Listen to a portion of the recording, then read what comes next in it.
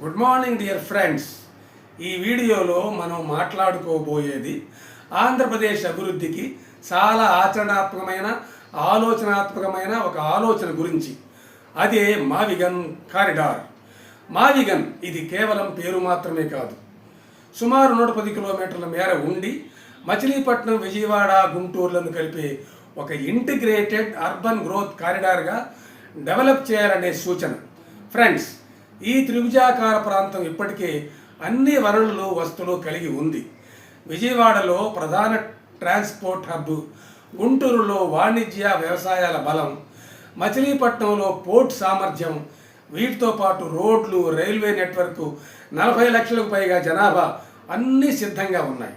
కేవలం focused ఇన్వెస్ట్మెంట్తో connectivity మెరుగుపరిచి industrial పార్క్లను ఏర్పాటు చేసి ఈ మొత్తం స్ట్రెచ్ను ఏకీకృత క్యాపిటల్ రీజన్గా డిక్లేర్ చేస్తే చాలు. ఈ ఆలోచన ఎందుకు సరైనదో ఇప్పుడు చూద్దాం. మొదటి కారణం, ఖర్చు తక్కువ. ప్రతిపాదన ప్రకారం 1.5 లక్షల కోట్ల రూపాయలు ఆదాయం చేయవచ్చు. ఆ డబ్బులో కేవలం ఒక చిన్న భాగం ఇక్కడ ఖర్చు చేస్తే చాలు.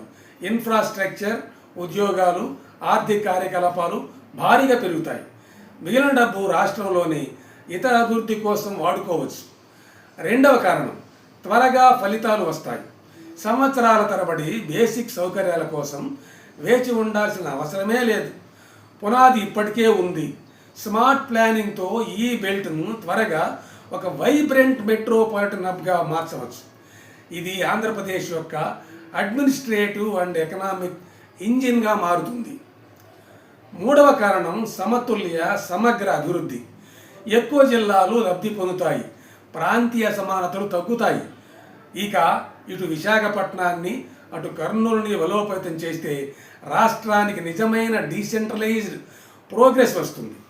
న్యూయార్క్ వంటి ప్రపంచ ఉదాహరణలు తీర ప్రాంత ఆకృతి ఎలా అభివృద్ధికి దోహదపడుతుందో చూపిస్తున్నాయి.